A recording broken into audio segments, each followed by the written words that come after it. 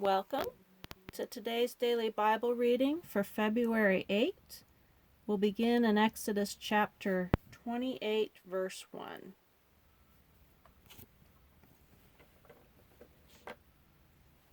And take thou unto thee Aaron thy brother, and his sons with him, from among the children of Israel, that he may minister unto me in the priest's office, even Aaron, Nadab, and Abihu, Eleazar, and Ithamar, Aaron's sons. And thou shalt make holy garments for Aaron thy brother, for glory and for beauty. And thou shalt speak unto all that are wise-hearted, whom I have filled with the spirit of wisdom, that they may make Aaron's garments to consecrate him, that he may minister unto me in the priest's office. And these are the garments which they shall make: a breastplate, and an ephod, and a robe, and a broidered coat, a mitre, and a girdle. And they shall make holy garments for Aaron thy brother, and his sons, that he may minister unto me in the priest's office. And they shall take gold, and blue, and purple, and scarlet, and fine linen. And they shall make the ephod of gold, of blue, and of purple, of scarlet, and fine twined linen, with cunning work. It shall have the two shoulder pieces thereof joined at the two edges thereof, and so it shall be joined together. And the curious girdle of the ephod, which is upon it, shall be of the same, according to the work thereof, even of gold, of blue, and purple, and scarlet, and fine twined linen. And thou shalt take 2 onyx stones, and grave on them the names of the children of Israel, 6 of their names on one stone, and the other 6 names on the rest on the other stone, according to their birth. With the work of an engraver in stone, like the engravings of a signet, shalt thou engrave the 2 stones with the names of the children of Israel. Thou shalt make them to be set in ouches of gold. And thou shalt put the 2 stones upon the shoulders of the ephod for stones of memorial unto the children of Israel. And Aaron shall bear their names before the Lord upon his 2 shoulders for a memorial. And thou shalt make ouches of gold, and 2 chains of pure gold at the ends. Of wreathen work shalt thou make them, and fasten the wreathen chains to the ouches. And thou shalt make the breastplate of judgment with cunning work, after the work of the ephod. Thou shalt make it of gold, of blue, of purple, and of scarlet, and of fine twined linen shalt thou make it. 4 square it shall be, being doubled. A span shall be the length thereof, and a span shall be the breadth thereof. And thou shalt set it in settings of stone, even 4 rows of stones. The first row shall be of sardius, a topaz, and a carbuncle. This shall be the first row. And the second row shall be an emerald, and a sapphire, and a diamond. And the third row a ligure, an agate, and an amethyst. And the fourth row beryl, an onyx, and a jasper. They shall be set in gold in their enclosings. And the stones shall be with the names of the children of Israel, 12 according to their names, like the engravings of a signet. Every one with his name shall be according to the 12 tribes. And thou shalt make upon the breastplate chains at the ends of wreathen work of pure gold. And thou shalt make upon the breastplate 2 rings of gold, and shalt put the 2 rings on the 2 ends of the breastplate. And thou shalt put the 2 wreathen chains of gold in the 2 rings which are on the ends of the breastplate.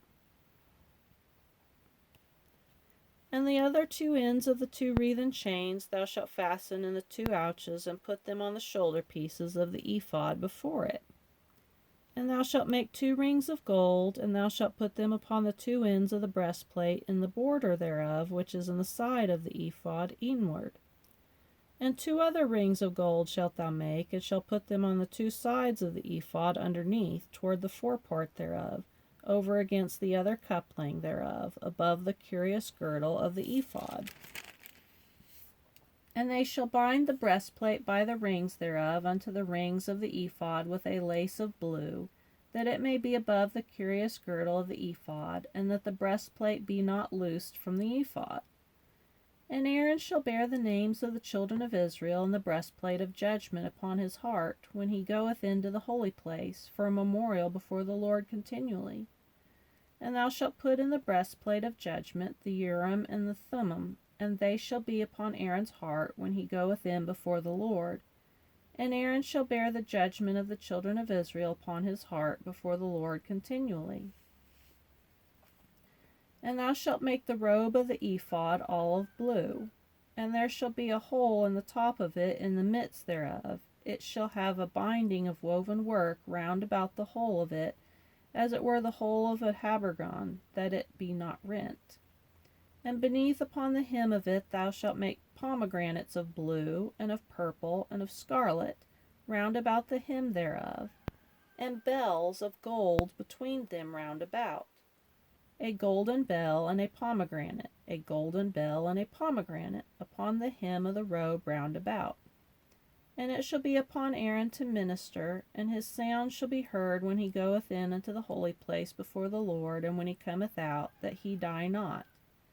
And thou shalt make a plate of pure gold, and grave upon it, like the engravings of a signet, holiness to the Lord. And thou shalt put it on a blue lace, that it may be upon the mitre, upon the forefront of the mitre it shall be. And it shall be upon Aaron's forehead, that Aaron may bear the iniquity of the holy things, which the children of Israel shall hallow in all their holy gifts. And it shall be always upon his forehead, that they may be accepted before the Lord. And thou shalt embroider the coat of fine linen, and thou shalt make the mitre of fine linen, and thou shalt make the girdle of needlework. And for Aaron's sons thou shalt make coats, and thou shalt make for them girdles, and bonnets shalt thou make for them, for glory and for beauty. And thou shalt put them upon Aaron thy brother, and his sons with him, and shall anoint them, and consecrate them, and sanctify them, that they may minister unto me in the priest's office.